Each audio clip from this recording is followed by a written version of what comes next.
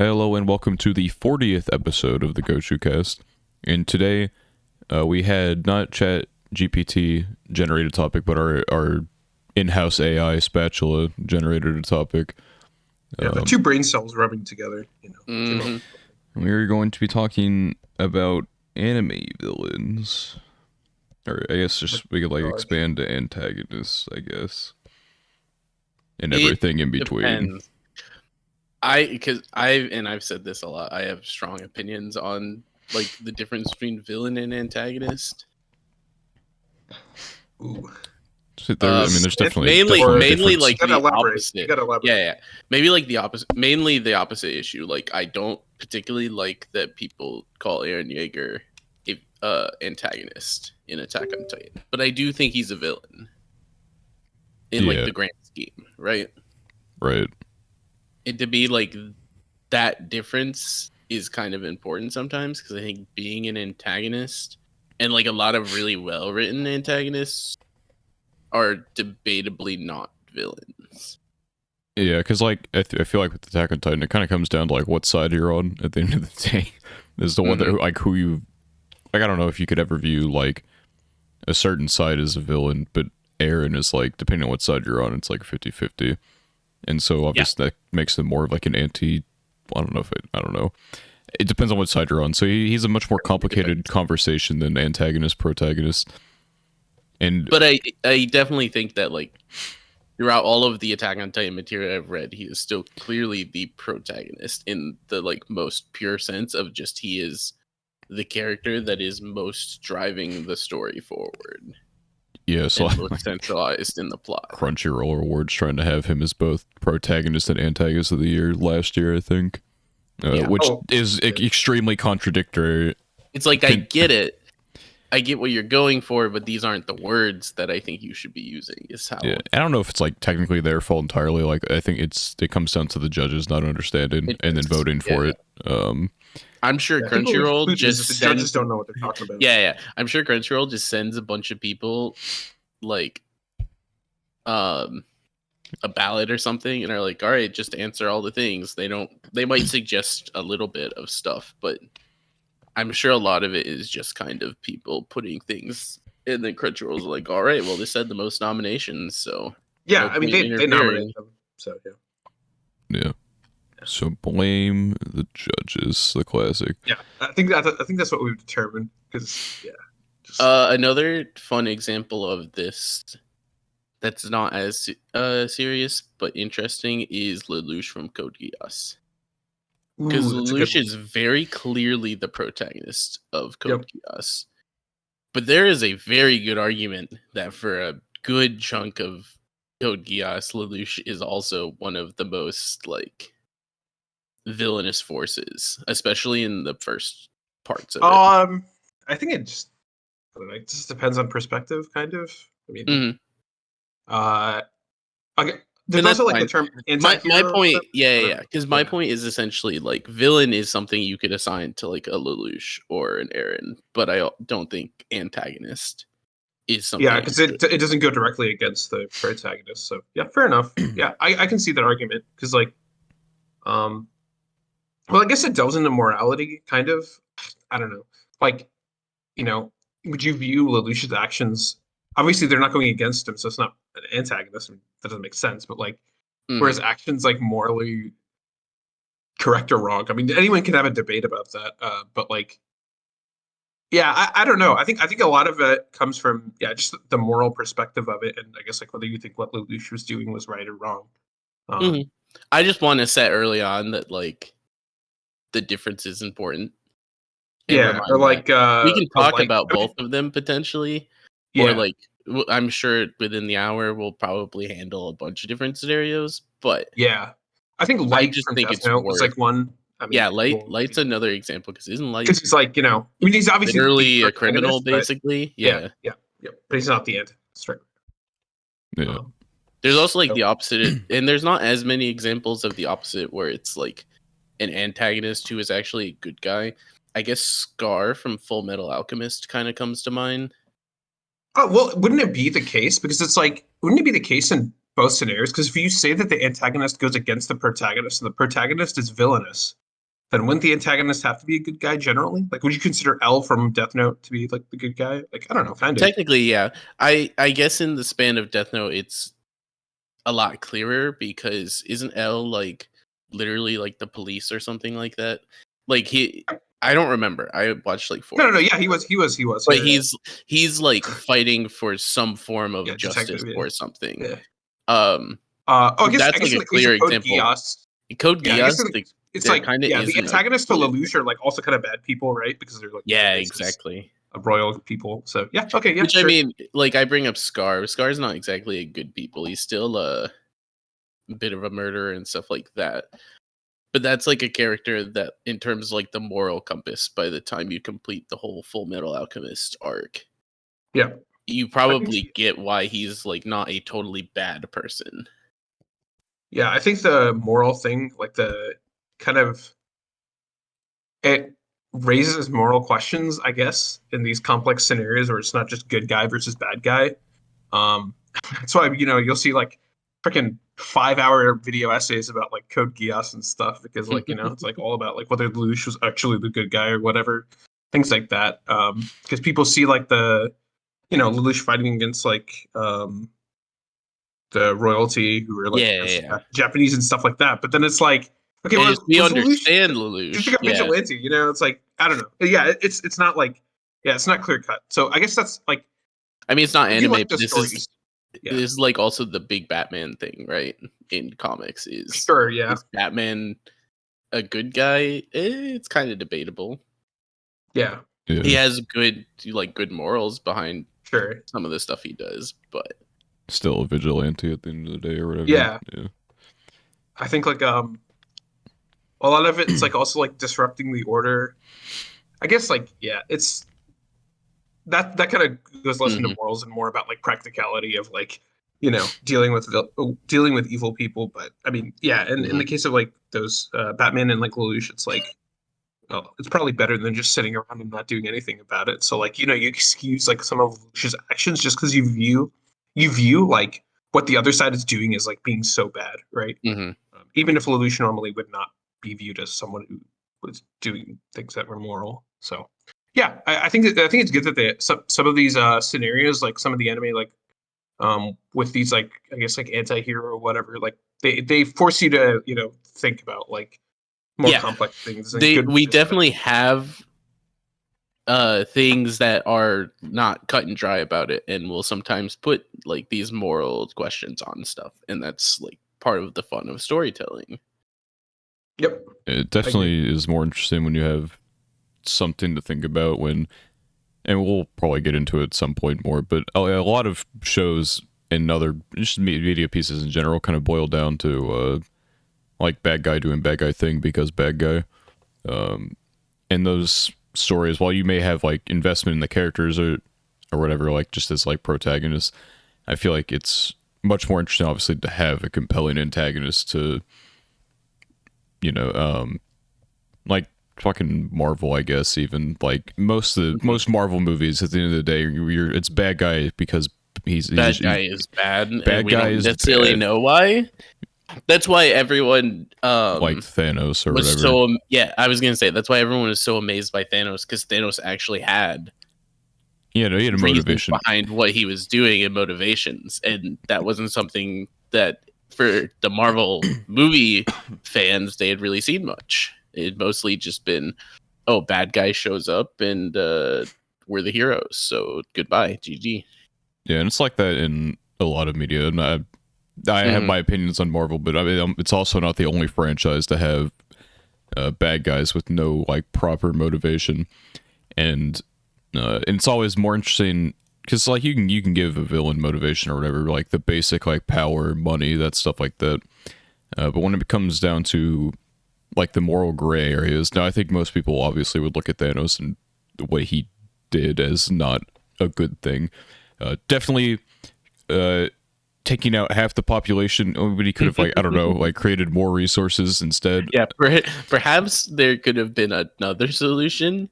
Yeah, Um, it's and I but think that's fine. I think it is yeah, fine for an antagonist to have good reasons behind what they do, but also be wrong. I think that yeah. that's It's better than like just not, being yeah, like, exactly. I want power. You know, it's definitely much more interesting in that regard. I think it's also, I'm like looking through my anime list here just to see some villains and think about things, but like with something like Fate Zero, for example, where there's not like you have a main character you're following generally, but pretty much most everyone is a kind of a giant piece of shit in Fate Zero. Yeah, everyone's a piece of shit. Except for, Everyone like, has their own motivations. Yeah, no one is operating in really a good guy realm. Everyone's just kind of in this moral gray area of like, we're in this Holy Grail war, and so we gotta win. Except for the fucking literal murderer character, he's not in the moral gray. Yeah, he's just a little insane. And then that's what makes him probably like the least compelling character to be in the Holy Grail War. Yeah, exactly. Because the other six masters all felt like they were very gray with where they stood, and so there were moments.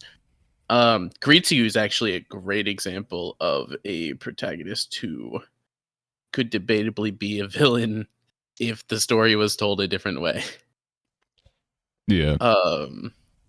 Because I actually think Gritsuko as a villain would have been a really interesting and fun antagonist villain if that type of character had been there, because everything that he wants to happen are like good ideals, right?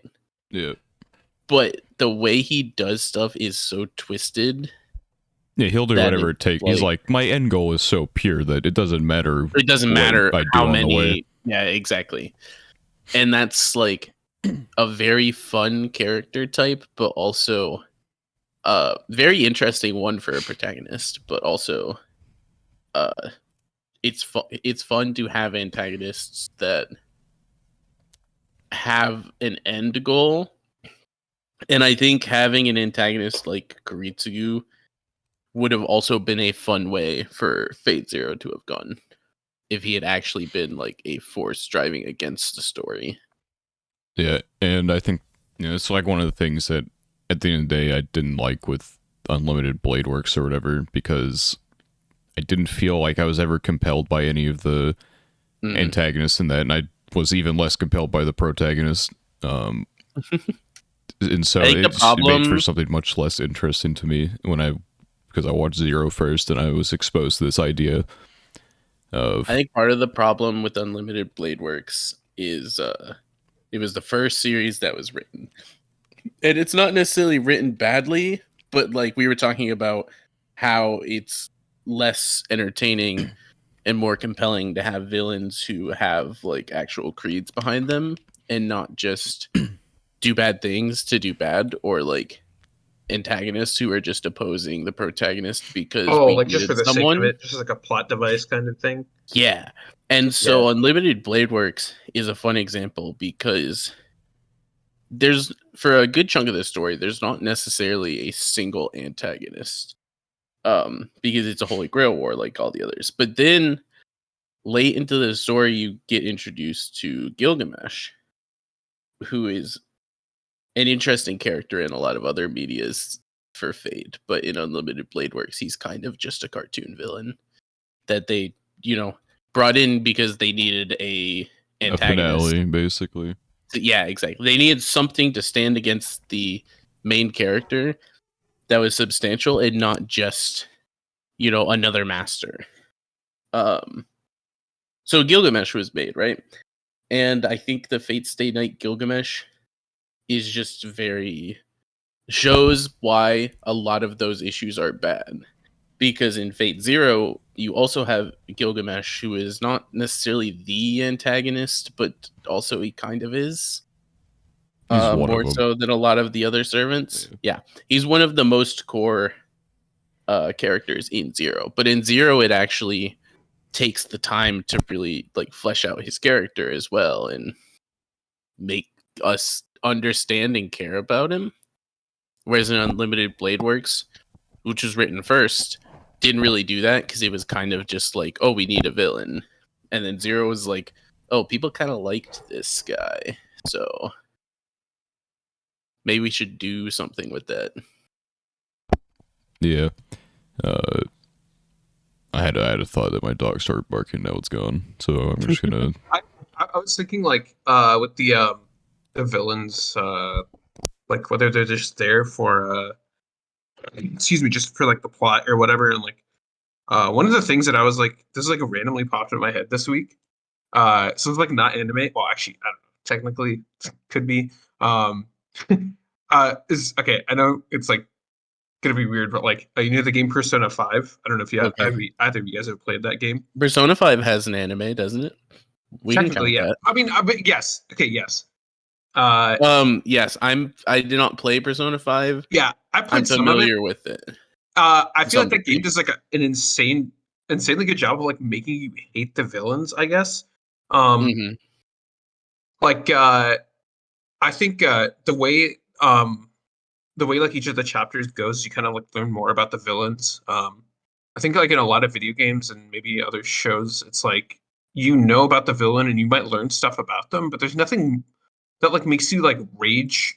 Or, like it's always kind of introduced a lot. A lot of like the villain's motivation is kind of introduced in the beginning and like develops a Hmm. little bit as you go along.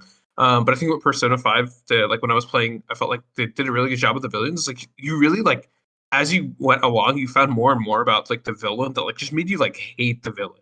And I think Yeah, like that kind of feeling is like I shouldn't say it's really good, but it's like it can be an effective tool for like making people invested in the story. I think by the time you hit the climax of the protagonist versus antagonist arc, I should have strong feelings about both characters if everything was done well, right? That doesn't mean I have to like both characters. That doesn't mean I have to think that they both are, correct morally Mm. or like it, it doesn't mean any of that, but I should at least have had enough information that at the minimum I could do like that. And I could just be like, I really fucking hate this guy. Yeah. I just think like I mean, yeah, I agree. It's just like um it's just not it's just also okay, also this is like kind of goes back to like the anti-hero versus quote unquote traditional like protagonist versus villain stories. I think like the protagonist versus villain stories often get like are often very common. I think a lot of times it's just because like the feeling of someone doing something right is like very easy for people to get attached to. Like if we just make the villain like quote unquote standard, it's like the Hmm. good versus evil thing is just like it's very easy for people to get attached to. So I think like as a literary or artistic device or whatever, I think that's like one of I mean probably the biggest reason that those kinds of stories are like very popular. It's Um also because it's not that it's hard to write, but I think a lot of writers come up with stories in their base form, and they want you to like the protagonist. They want you to be on the protagonist's side for a lot of things because that's how the story is progressing. And it's not it's not hard, but it is kind of unnatural to go through the idea of kind of flipping that script on its head and then making an antagonist that one has a point, but also two some cases might be better or have a better like point than the protagonist themselves. yeah, I can see. There's in the Fate Grand Order mobile game, the Mhm.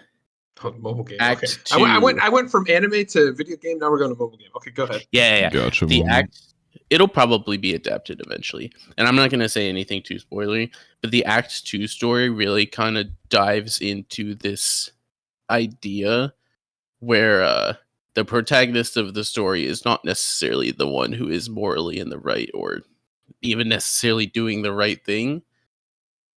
He's just kind of doing what he thinks he should be doing. And then the forces that are opposing him also have like very good moral backing behind what they're doing and stuff like that, to the point that there's a very strong argument that they are the ones who are in the right.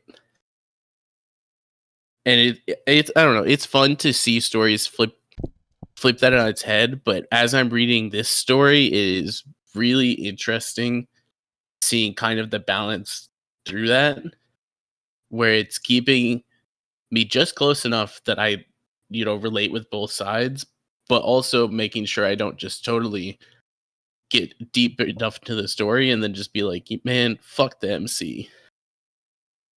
Yeah, and those are always some of the most difficult things to write, where you have a main character you're not always fully behind, whether that just be like their end goal or just their personality in general. You see a lot of, there's a game that came out recently called Forspoken, and a lot of people hated the writing of it because it's one of those games where, or one of those stories where the protagonist is like really unlikable at the beginning, and you're supposed to like him by the end. But the problem is they never get around to the whole liking the main character thing. And from like at least what I've seen of the game, I've basically seen just like a highlight reel of from start to finish. But the character kind of just stays an insufferable asshole the entire time, and so And at some point, you're just supposed to tolerate. And by the end, it's supposed to be like some like big 180 flip where they haven't really learned anything, and like literally 5 minutes ago they were being a piece of shit, but now we're supposed to like them. In those types of, you have to be really careful with those kinds of stories, because if you're gonna have a piece of shit main character, you need to. I've said this with like Mushoku Tensei. I don't like Rudius as a person, but I think as a character he's good, and I like where he ended at part 2 of season 1, and so I'm compelled to see how it continues. But let's say he had no growth whatsoever. He just stayed like how he was from episode 1 to the end of 23. He becomes infinitely less compelling, and it's just another isekai, but just has good production value or whatever. But I mean, it's the same. Like this is what you're talking about now is like exactly one of the things that I always hear people praise the most about ReZero too. Is there's some debate on how shitty of a character Subaru actually is. I didn't particularly like him much at the beginning of the story. I hate But Subaru. he's just kind of a degenerate. He's not like, realistically, he's not like a bad guy. He's just you can tell from his actions that he's not a bad person, but he has issues. No. Rudius is just like massive piece of shit. Rudius is pretty much just a shit person. He's a terrible person who can do nice things as well, but like generally he's a bad person who gets better obviously throughout the course of the season. But with ReZero, it's much easier to like get behind the redemption of Subaru, because you're like, you want to like this guy, but he does all this cringe stuff. And eventually it gets to a point where, he's very much less cringe than before. He has a backbone. He has to work on it. And his character's like still not done. It's probably not going to be done until the very end of the series. Because I think, having like one of those long haul things where not every... you don't just have one resolution like, all right, boom, your character's fixed. Mm-hmm. You had speech from Rem, now you can move on with your life and be good character. I mean, not good character, but like perfect complete character or whatever. But I think we talked about it in the ReZero episode before, but like that moment for him is not like, right, it was relatively like toxic in a way. Like it helped him through that moment, and it was going to help him going forward. But you see in season 2, like he kind of like starts falling apart when his like emotional support pillar is not there, and it gets more into that in like later arcs and stuff. I'm not going to get into the spoilers though, but it doesn't become irrelevant. Like all his developments still have consequences down the line, and it means something. I need to catch up with arc 7 eventually, but it's been getting more into like the toxicity of that speech all this time later. Like, arc 3 speech meaning something in arc 7 isn't something a lot of pieces of media would ever do. But I think it makes him a considerably more compelling as a main character, where he is still growing through, like 30 novels worth of content, where most characters either, like the Forspoken route, they just kind of stay the same, or, they're just fine from the beginning. Yeah. And shonens are kind of funny about, like, big shonens are really funny to me about that too, because they also have that issue, I feel like, of sometimes characters just stagnate because, it's a 600 chapter story, but realistically, Naruto's character can only grow so much, for example. And it's like, static characters aren't a bad thing, but it depends on what kind of story you have going on. If you have a fucking, multi-hundred episode anime, you cannot have a static character, especially as a protagonist specifically, because it's just not going to work out. Because at some point, you're just going to be going through the motions, and you're not moving the story forward for anything other than to, I don't know. It's like empty calorie world building, I guess, because you don't have anything backing that up if you don't have a character doing anything in particular. And maybe like, you can get to a point where your character is developed and in like the final arc, like they're a static character, which is fine, because at that point everything's resolved and it's kind of, you're at the end of the road there. Avatar: The Last Airbender doesn't do that. It's one of those things where he, even to like the very end, just keeps like evolving or whatever. And there's debate over like the writing of how he just kind of like meets the lion turtle or actually, no, you haven't gotten that far, have you? I haven't. I do not know what that means. Okay. And I'm going to forget it. Okay. Well, there's this thing that happens, which is like a little bullshit because it's just kind of like tacked on to his growth at the very end and allows him to make a certain decision or whatever at the very end. And there's debate on whether, I mean, it's not like that well written, but it's not like entirely important, but he grows until the very end, and by the end he's using everything he has learned to do the thing. And so those are probably like the most compelling, like long running. There's like 60 episodes or whatever of Avatar, I think. It's like Avatar's relatively fun, long. Avatar's fun. I know, once again, not anime, but most anime fans have watched Avatar, so it there's enough overlap. But Avatar is fun to look at too, because on the topic of antagonists, Zuko is like a very interesting example to look at, because Zuko is the antagonist for such a large portion of the series.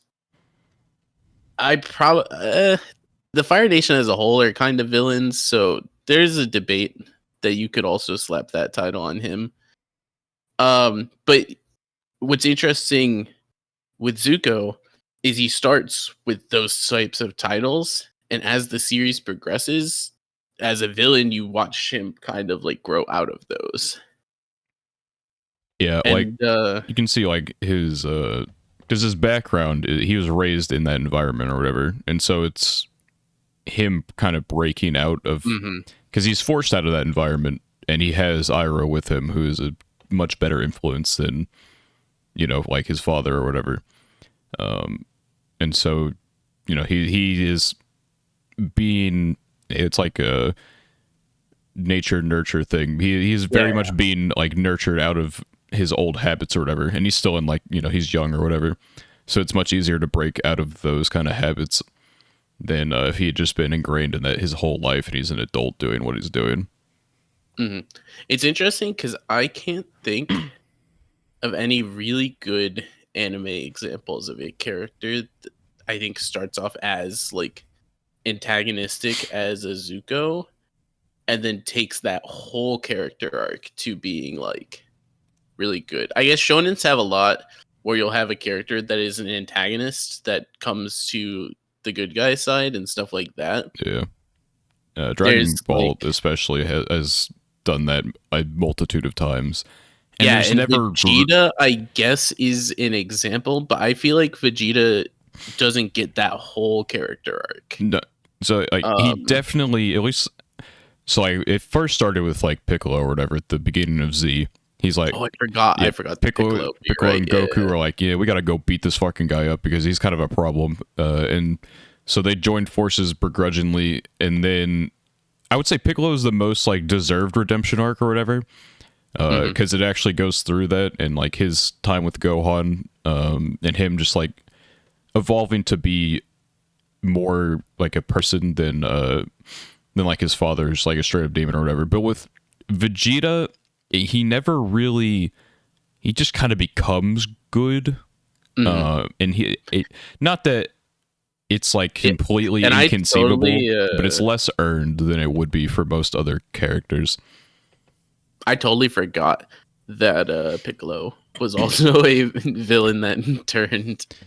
I knew that. I didn't even think about it. But like, there are some fun examples. Fairy Tail had Loxus, who showed up and was an absolute like douchebag scum at the beginning of the series, and it's like, when he shows up like that, his motivations aren't villainous or bad or anything, but they're very anti Fairy Tail in like one of the worst antagonistic ways of any villain. Where it's we had so many villains in the first couple arcs of Fairy Tail that didn't really give a shit about Fairy Tail. They just were doing evil things.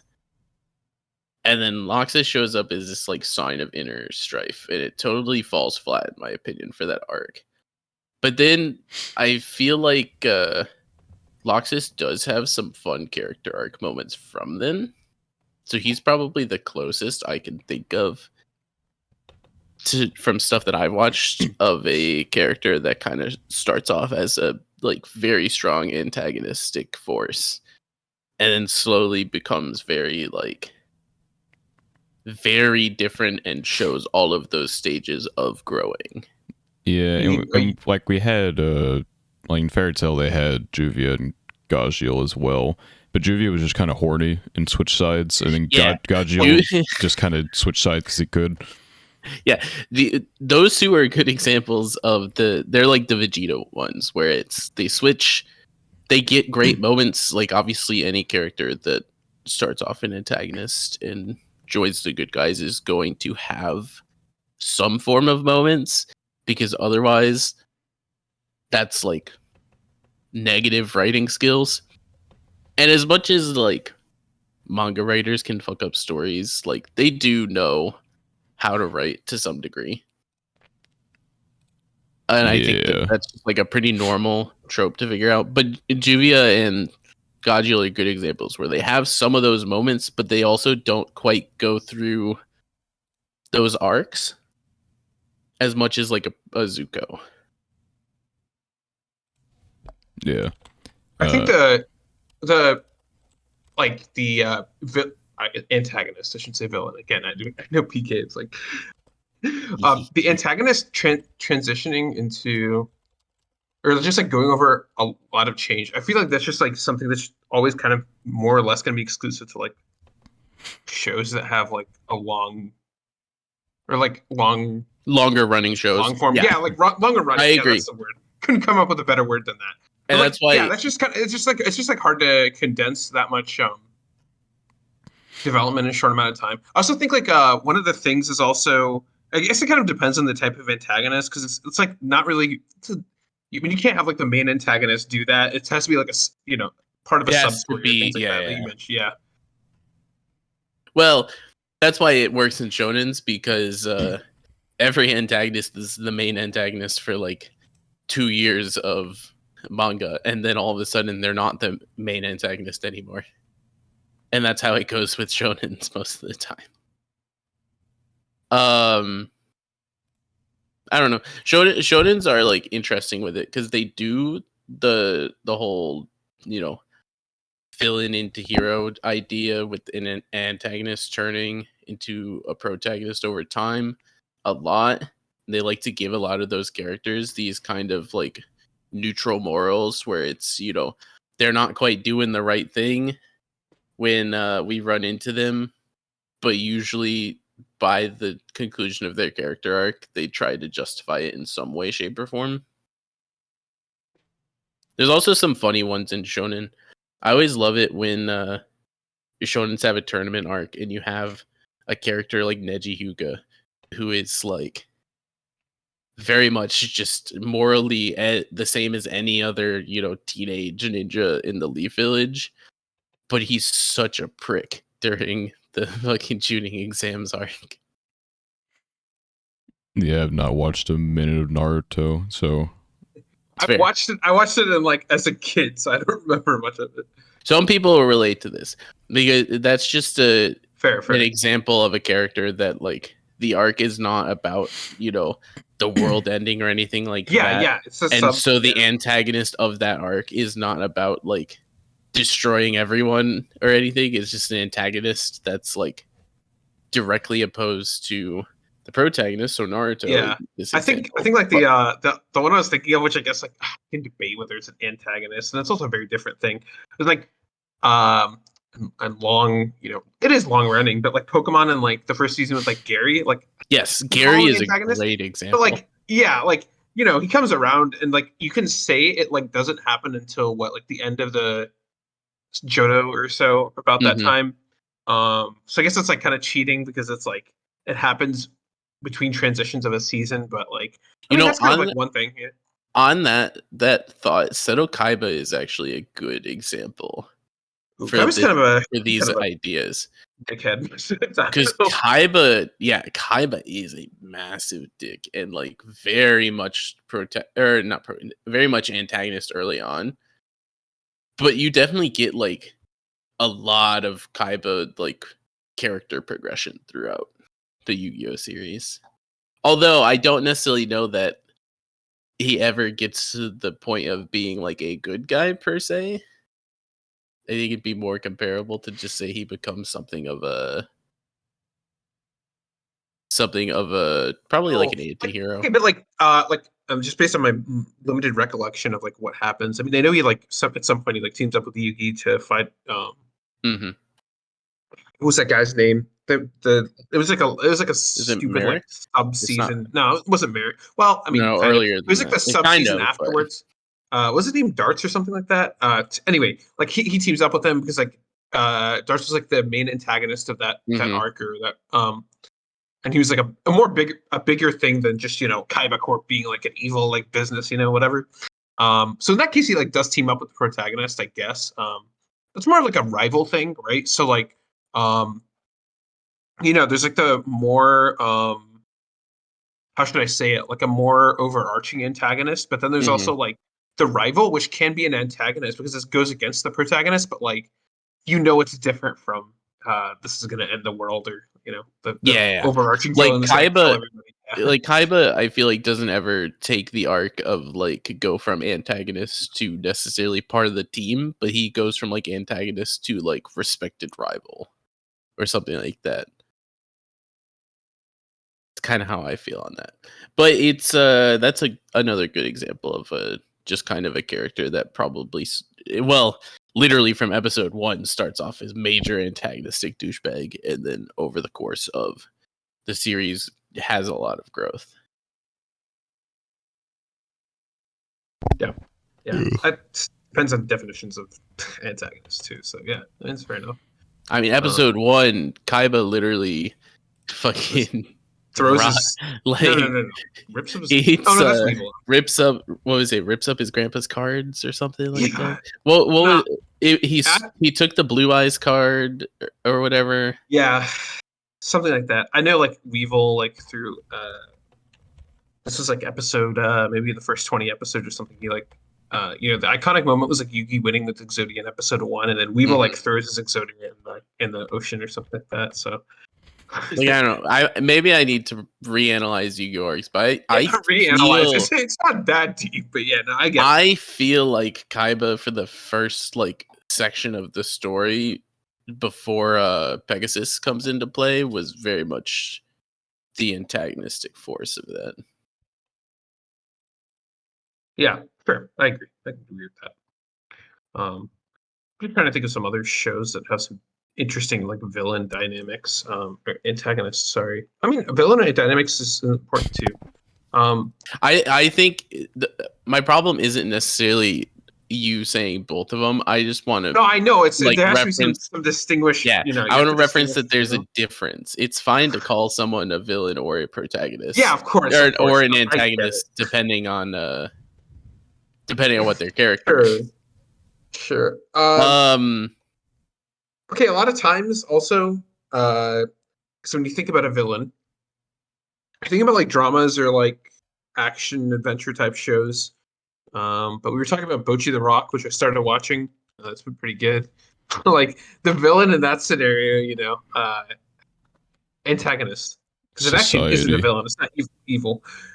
Is social anxiety, right? So like that's an antagonist. It goes against like what the protagonist is trying to do, right?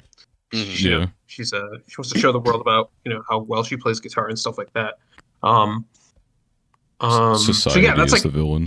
yeah, society or whatever. It's an abstract thing. It's not like an actual person or being. So that's a antagonist is perfectly legitimate. So Yeah, like it's you can write conflicts in a multitude of ways or whatever, but like the most common would be like man v man or man v nature, which I guess Yeah. social anxiety would fall under nature, I suppose. Um, Man v Yeah. nature is so much harder to like think about and analyze too, because let's see. it's Is difficult. Made in Abyss kind of like a man v nature antagonistic? I It's don't know the setup of Made in Abyss. I just know like kind of the tiny first bit season was definitely more man versus nature, but the movie and season 2 are definitely different from that.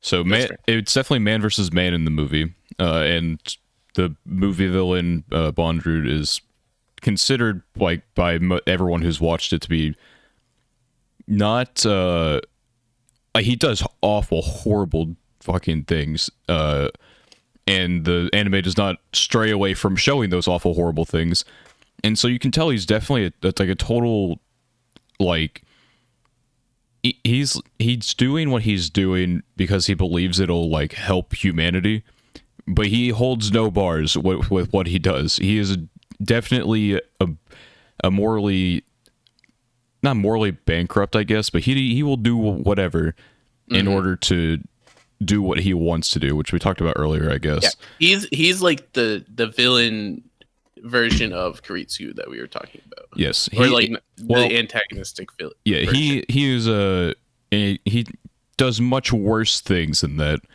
And so instead of you're mainly meant to root against him, which you can definitely easily do, but you can also like respect the character, I guess, because he's definitely like he's got his head attached. He's not insane, but he's still a piece of shit, and so you have to acknowledge that while also acknowledging that like he's not a horrible person, but he's definitely not a good person either. Definitely forfeit humanity in order to like forward humanity, I guess. And then season 2 has like a couple people you could peg as one you could peg more as like anti-hero, I guess. And another is kind of similar to Bondrewd, I guess. Though their character is definitely less relevant than the person I would consider an anti-hero. Because it's definitely a situational thing, because you're seeing like maybe like one group get killed by this person, but this person has very valid motivation that you can't really argue against, but you still feel bad anyway. It's complicated, and that's why it's my anime of the year for 2022. But it's fair. Yeah, I'm just trying to, even just sitting here, I'm just trying to think of like a good example of a man versus nature. Yeah, man versus nature is definitely difficult because like how do you like personify nature? How do you? Yeah, exactly. In a compelling way, I suppose. Yeah, the only thing it was like Steins Gate or well, and I think kind of like what you're saying with Made in Abyss, I do think a lot of things that open up kind of man versus nature, eventually go to man versus man, right? Or like man versus actual like characterized force. Yeah, like not anime, but take something like The Walking Dead, for example, I guess. Eventually zombies aren't that big of a threat. Like, who gives a shit about zombies, right? They can only walk so fast. You have guns and all this shit now. You know how to live in the world. And so I feel like every zombie story eventually just goes to zombies exist, but it's more about fighting against other people. Exactly. Because like it's difficult to stay man versus nature for long anyway. Yeah. If you just have like a simple story. First thing that came to my mind, which isn't very man versus nature, but could have been, and there's some arguments, is Dr. Stone. Yeah. But then Dr. Stone Dr. Stone quickly always did have you. like a man versus man nature to it as well. While it's a like combination of the two. It doesn't take long for Dr. Stone for it to like make it clear that like this isn't really a man versus nature story. This is going to be man versus man conflicts. Yeah, and it's definitely difficult to like there's another way you could do it with like take like Castaway type stories, for example, where someone gets lost in nature or whatever. Eventually that kind of becomes like I believe it's another type that gets referred to. Maybe I'm just making shit up, but man versus like self or whatever. Where it becomes like an internal mental conflict. Like in Castaway, Tom Hanks goes insane or whatever. He creates a fucking volleyball friend and all that bullshit. I feel like that's kind of like the route a lot of survival ones go, where like it's very difficult to keep a hold of yourself in those kind of situations. And so staying man versus nature is not, it's something you can do for a story, but it can't be a long one. I don't think it's a sustainable thing unless I'm just scrolling through my list here. And actually, I'm thinking about it. Grimgar is kind of man versus nature in a way, but it's done because Dan Machi almost does it too, but it's like man versus giant dungeon type of setup, right? Yeah, though there's still like and stuff like interweaving conflicts between that, like maybe between characters. Like in Danmachi has like the different familias or whatever that conflict with each other. Like Grimgar, now that I think about it, is very it's not man versus nature exactly, I guess, because there's also like, man versus monster. I guess would be more similar to what I would classify Grimgar, if that distinction matters. Yeah, I think they would technically I don't think there's any distinction between like fantasy monster and nature. They're just kind of in this one and the same. But I guess Grimgar would be kind of similar to that idea. You know what is man versus nature the entire time though? Encouragement of climb. Yeah, that is true. Oh my God. The antagonist is whatever mountain they feel like climbing that day. So I guess are there any, because we kind of just been naming example, are there any villains or antagonists that really stand out to you a lot, just generally, other than ones that we've named? In a negative light, Sword Art Online's first villain, the creator of the game, probably is pretty infamous for having the worst motivation in the history of anime. His motivation. No, it wasn't even that. At least I don't know if I don't remember if they fleshed it out later or not. They might have been like Alicization or something. But at the very least, at the beginning of Sword Art Online, when asked what his motivation was, he's like, "Yeah, I don't remember." Oh, and you're right. That did happen. He's like, "Oh, I don't fucking know, dude. I forgot." And that has got to be the absolute biggest cop-out of all time. You could not have it. You can just make him sadistic. It's not difficult. He doesn't have to be a good villain. You just need to not make it a... You can't say, I forgot. You don't forget your motivation for trapping 10,000 people in a game and killing them. Like, it's... I don't know. It's just so... It's so goofy. And then there's something I want to say for fucking... Alright, I'm gonna name any series in specific, but I'm going to say this: not having bitches is not a good character motivation, because you have no pussy that does not. I hate that shit so much. Like, I'm trying to figure out what series you're talking about. It would be a general. It would be a manga spoiler. That's fair, for this series. I'll DM it to you because I know you've read it a little bit, but I don't think fucking Spad. I'm like thinking, I'm thinking, and I feel like, it is that. Okay, it's got to be the dumbest motivation of all time. It's like, especially specifically in stories where it's like you're like killing people and stuff. That is like bottom tier motivation. That's like a fucking high school like romance type of thing where you know someone's jealous or some shit that someone else pulls and he doesn't. What's it? Like he has no riz. Yeah. No Riz, L Riz. L riz. But I almost feel like in that example, those are the types of motivations that sometimes make me feel like it's fine to have characters that aren't necessarily even motivated. Like at that point, just make a bad guy because bad guy things. Like there's if you're gonna have that's a lot of stories. If you're gonna be shit, then just fucking be average at least. Like Daniel and I recently both separately went through Vinland Saga. And Askeladd is I think I would call him a villain. I don't know if I'd call him an antagonist, but he's definitely not an antagonist. He's not like he is more of a protagonist, really. He's more of a protagonist than the protagonist for that section of the story. Everyone in fucking that time of Earth is a kind of a villain. Kind of a villain. But he's a character that despite being put up as even if I don't like agree and I see against it, like he is kind of built up as this antagonist versus Thorfinn, which I'm gonna call bullshit on, but we have already. But he's like a character that's interesting because I do like his character in this like lens of being a villain or being this like faux antagonist. But I also don't necessarily think that's driven because of motivation, which is interesting. Because I think a lot of those types of characters like live or die by the strength of their motivations and creeds.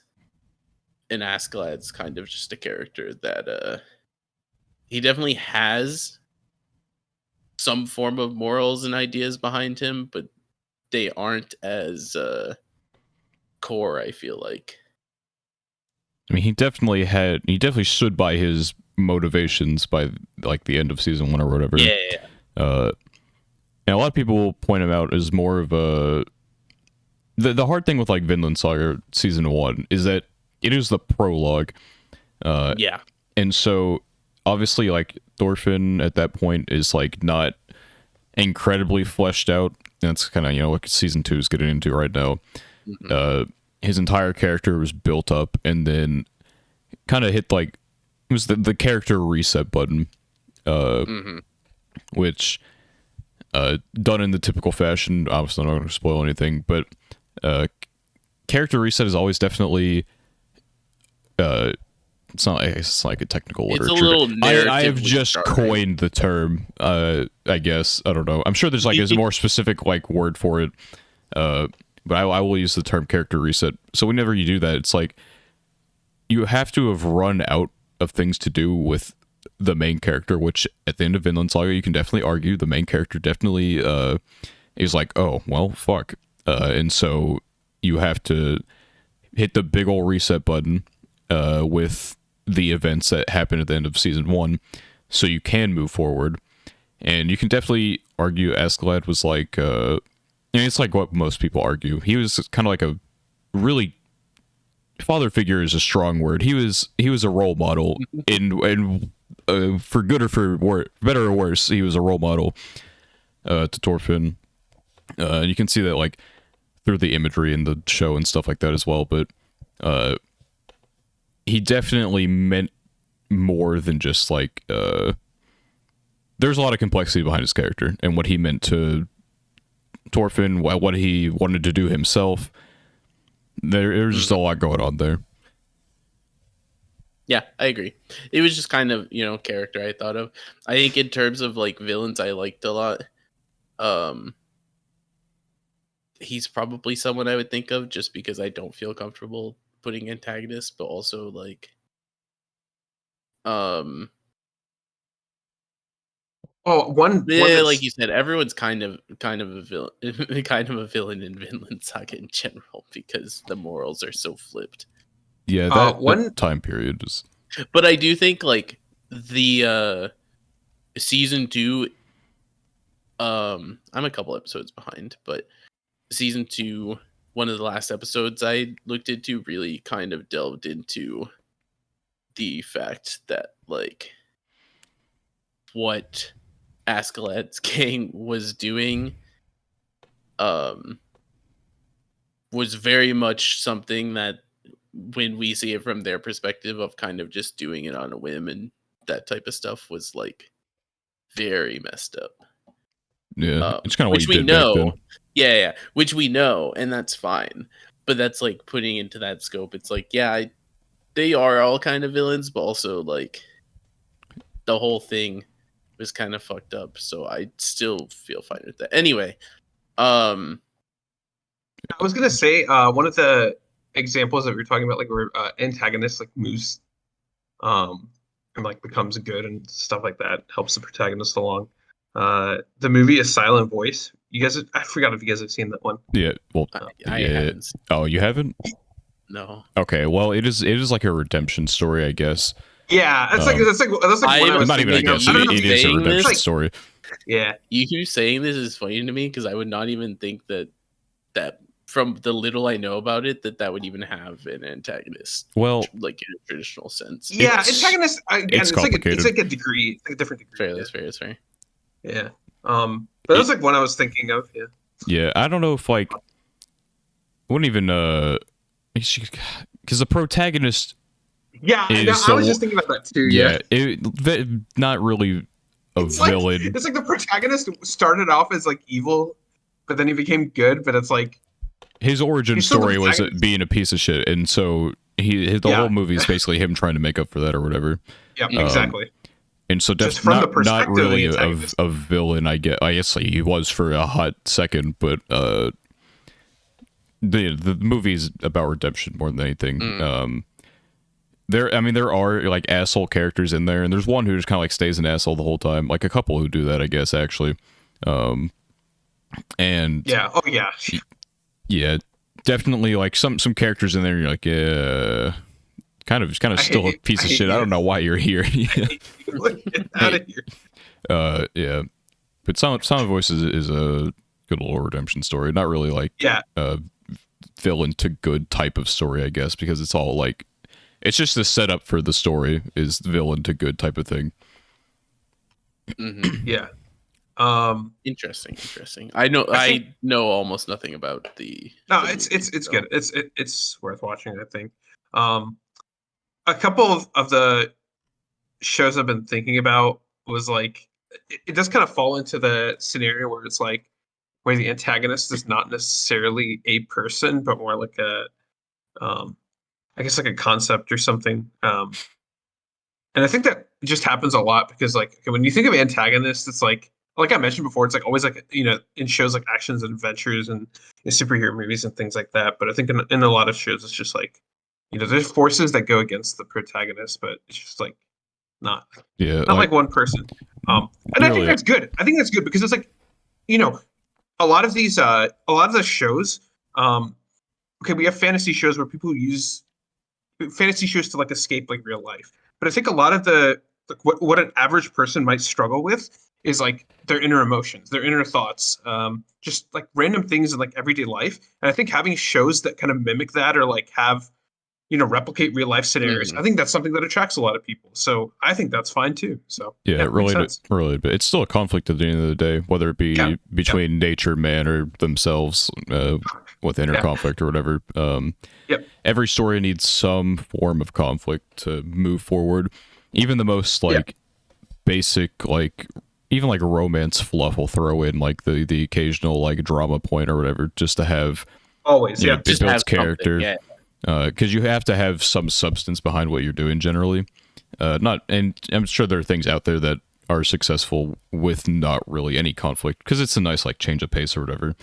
I mean, I would say like those aren't like the most sustainable things. Like you'll have a dime a dozen that can effectively do that. Yeah, like I was gonna say, I think random cute girls doing cute things, slice of lives, are a fun example of that. Because like Gochuucast, for example. Yeah, I don't know that I would say there's any narrative like opposing force to Gochumon. I don't know if I can think of a single drama point in Gochumon. There might be like some petty beef in like one episode or something like that. Yeah. But like that, like those are the types of things I think of when I think of a story that has no antagonistic force. But the point in those stories most of the time is not necessarily to be developing anything. It's just kind of to be comfy. Yeah, I mean, and Gochumon's like a coming of age as well. Anyway, it's not like too heavy on that point, but it is that is what it does. It's just not like too in your face about it, I guess, and it doesn't make it like a focal point. It's just kind of like a side thing that happens as we just watch cute girls do cute things because it's comfy. But yeah, I think also I think those kinds of stories are like ones where it's not like one person. They do tend to be a little bit more complex in terms of like tackling emotions and things like that. Like it's very easy to see good versus evil, but it's hard to see like person versus anxiety, person versus depression, person versus the struggles of growing up and things like that, which I think is good. I think a lot of romances do that as well.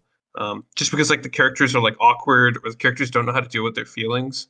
And I think in those scenarios, I know there's like a lot of tropes in anime and stuff like that that kind of make it a little bit cliche at times. But I think that does like in general generate more just like complex directions for how like conflict can go, which I do really like. Yeah, I think the number one antagonist in romance is the lack of basic human communication.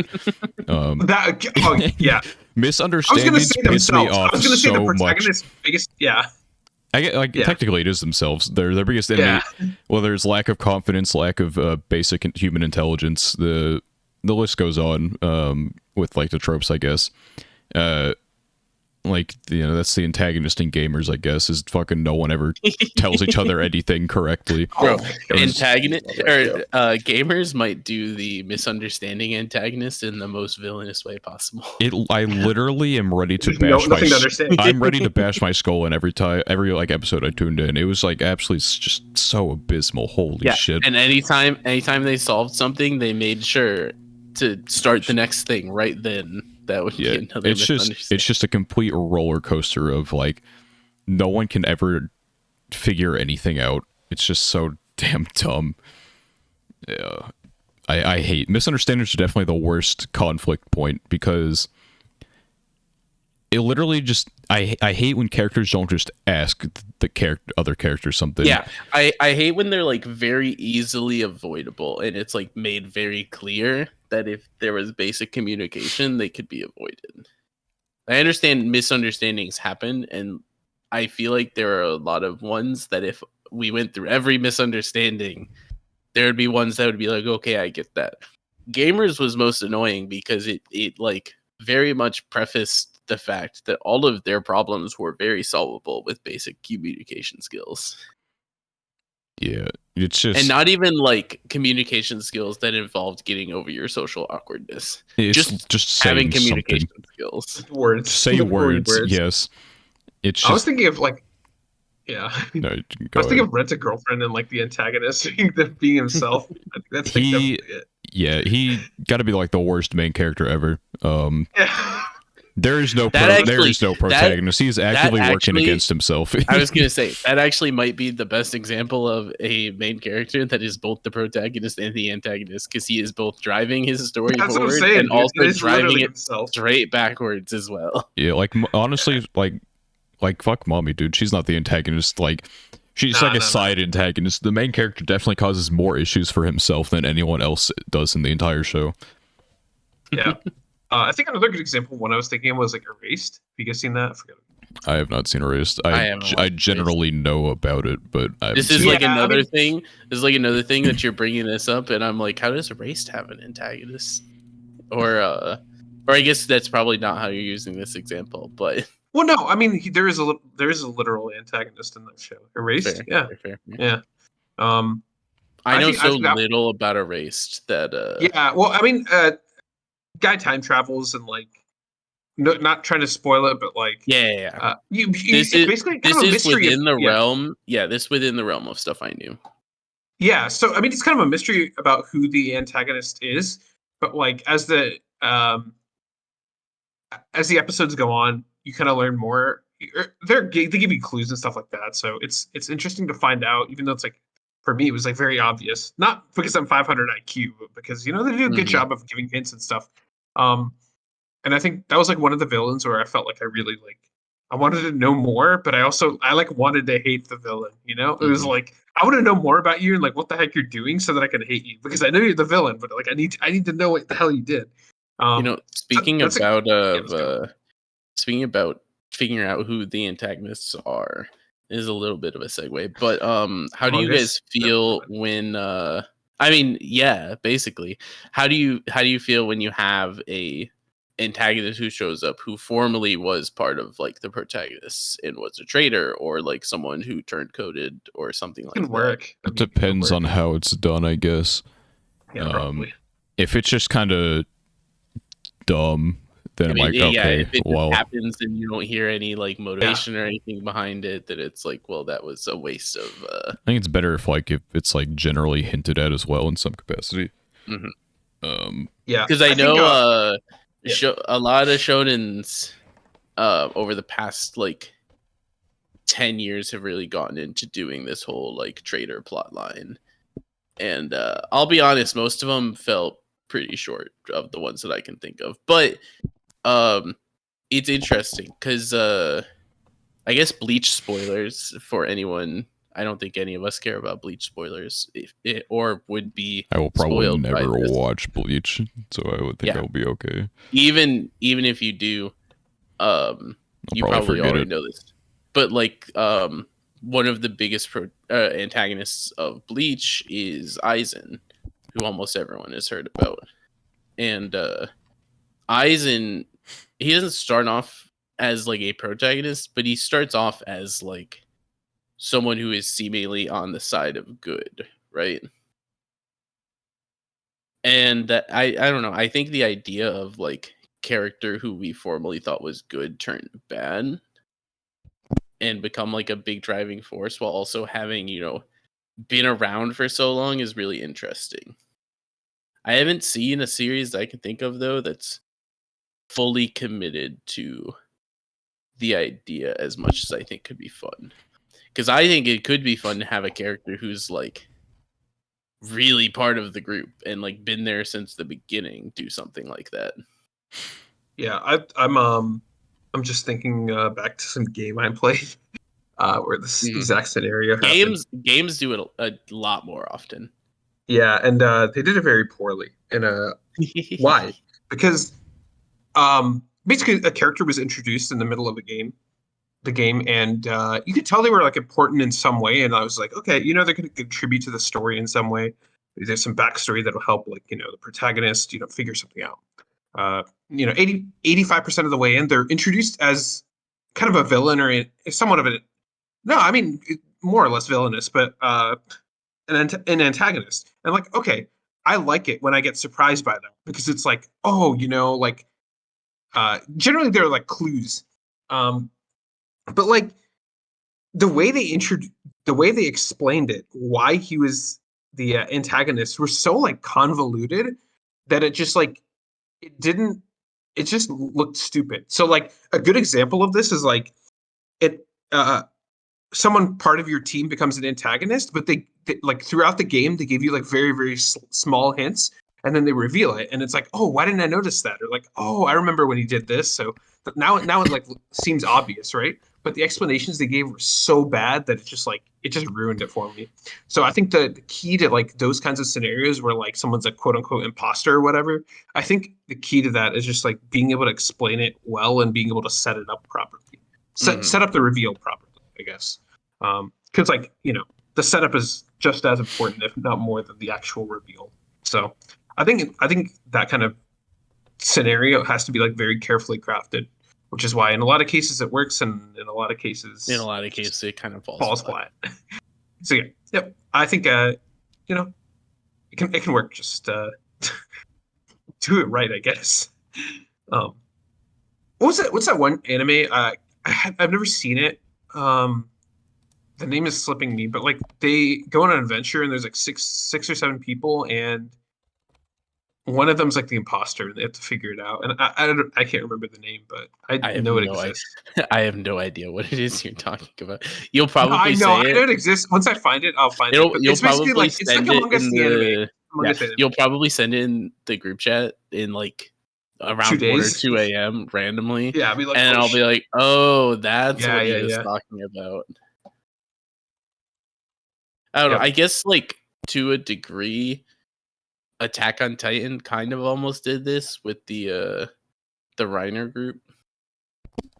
That's probably one of the more like interesting reveals in just the way it was done, direction Yeah, wise. because that's probably a more fun example to me of character who had been around since almost the beginning. If it had been a lot later into the series, it's not in a bad place, but if it had been a lot later into the series, I think it would have been like really jarring. But he was still done at like a pretty good time. But that's probably the closest example I can think of from anime to character exist at the beginning as like a friend and Yeah. like ally, and then all of a sudden, almost out of nowhere, that just all changed.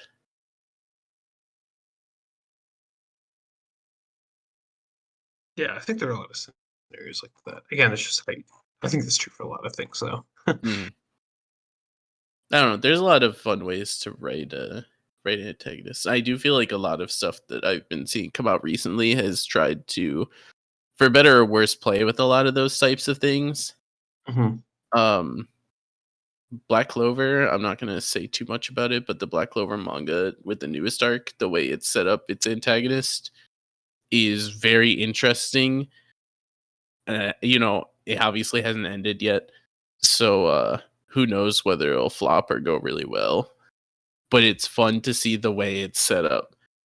It's antagonist for the final arc saga, however long it's going to be of the story, and how it's something that's not exactly as simple as just like classic. Oh, we've set up a bad guy who wants to like destroy the Yeah, world. I think exploring those different avenues is really good. It's just I mean, I can tell why it's like why the standard approach is like so common. But yeah, I mean, Yeah, I agree. it's difficult to write a compelling villain because like it depends on your It story. is. It It is. depends on your story structure Yeah. as well.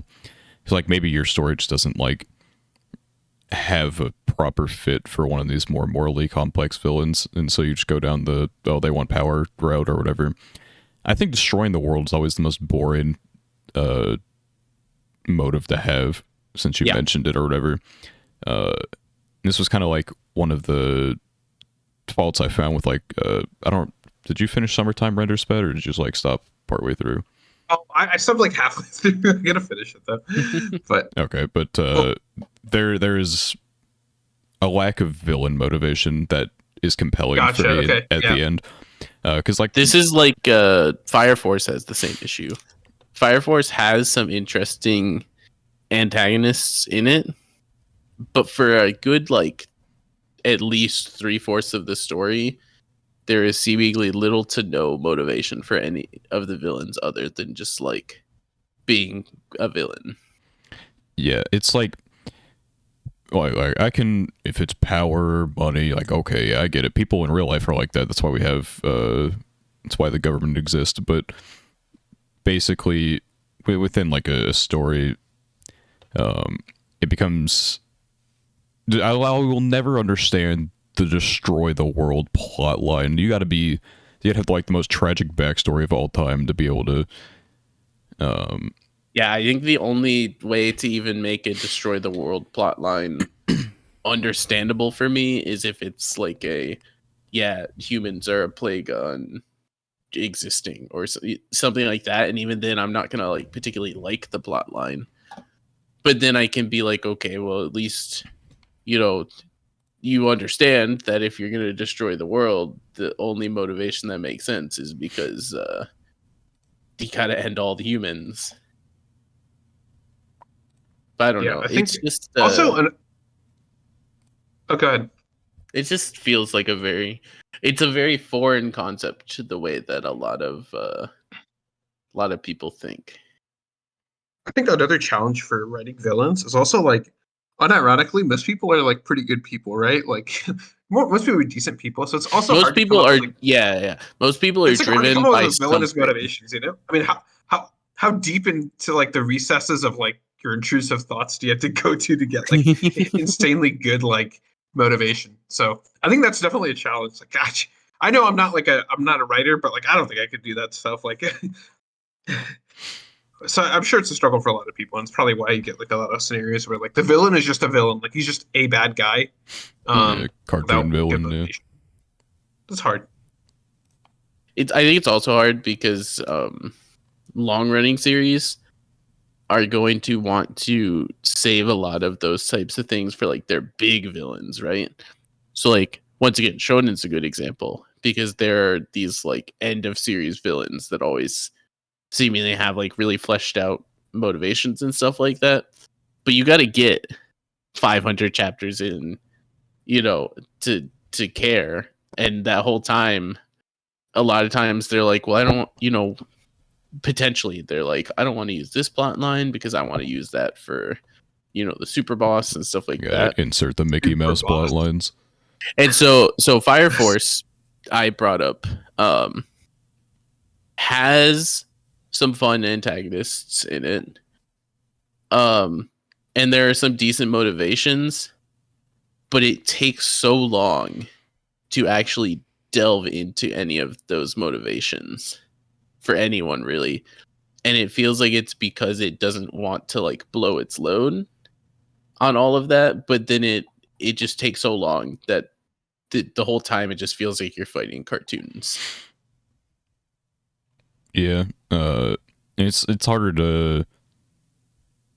It's always like the most difficult thing about having a long running story is like the build up to it. Not it's kind of like the Steins Gate problem, where people are like, or even like a One Piece. Like I swear it gets good at episode 375, but oh sure, yeah, it's hard to like build up that type of stuff because people are very monkey and not always like ready to commit time to let things develop more. That, yeah. And so if you don't have like the strong start or whatever, now I found Steins Gate interesting the whole way through, but not everyone has that kind of mindset when they're watching something. I get why people don't. I also by similar thought, I think the whole I swear One Piece gets good at episode 375 meme is like just a meme. But it's like that idea is true, that it's especially in the case of like longer running stories or stories that are building up to something, they sometimes do struggle to establish those things early in the story as like motivation points. Yeah, for sure. Yeah. It's just a pacing. Well, not pacing, but I mean setup versus like. I mean, it's a bit of pacing because it's the type of thing I think where you can change things. Yeah. Yeah, because it's the type of thing where I have this big grand villain, right, and I want you by the time I get to the grand villain to care about that villain. So I need to be setting up things to like get you excited and invested in this villain, but I also can't give you everything up front. And also, if it's a long running story, then I also need these little sub villains to keep you entertained while I get to big villain. And I think a lot of stories struggle with they get a really strong grasp around the big antagonist and what that's going to look like. But those smaller antagonists or those smaller plot points, they don't always flesh out and kind of get like caught in the blinders. Yeah, fair enough. I agree. All right, well, we're hitting the hour 20, so I think we'll probably end it here. We have no villains here in Gochuucast. The only villain is my editing software, I guess. I don't know. I was gonna say that. I knew you were gonna say it. Yeah, but that is the end of episode 40 here. If you enjoyed, you should like and subscribe on the YouTube. If you're on audio only, you should follow and rate us the good old 5 stars. helps us out. Good old engagement and stuff. But yeah, if you are on the YouTube side of things and would like to look at the audio only, in case you're on the go or something like that, you can go to our Anchor page in the description below. And if you are on the audio only side of things and maybe you want to experience the... We seldom have visuals worth looking at, but in case we do, you can go to the YouTube at Is the Order an Anime Podcast. We have a nice backdrop. We do. And some bubbles that light up. Yeah. We have. Sometimes we use the screen. Sometimes we do. And so, like our previous episode with the AI, we had the screen on there. I read it out anyway, so it didn't really matter too much. But it's there, especially for a tier list. Probably makes things easier to follow along there. But anyway, if, you can go to Is the Order an Anime Podcast. Can't miss it. We're the only one who would ever have that name, probably. And if they do, we will take them to legal battle, right, guys? Yep. Right. SPAC can pay for the attorney. Anyway. I'm not that rich. Well, better figure it out. I'm not soon. either. Yeah. I hope it doesn't happen. Yeah, you're a big degree guy. Actually, you both have you were both farther along in education than me, so it's on the one of you two to pay for the lawyer. I'm out. Yeah.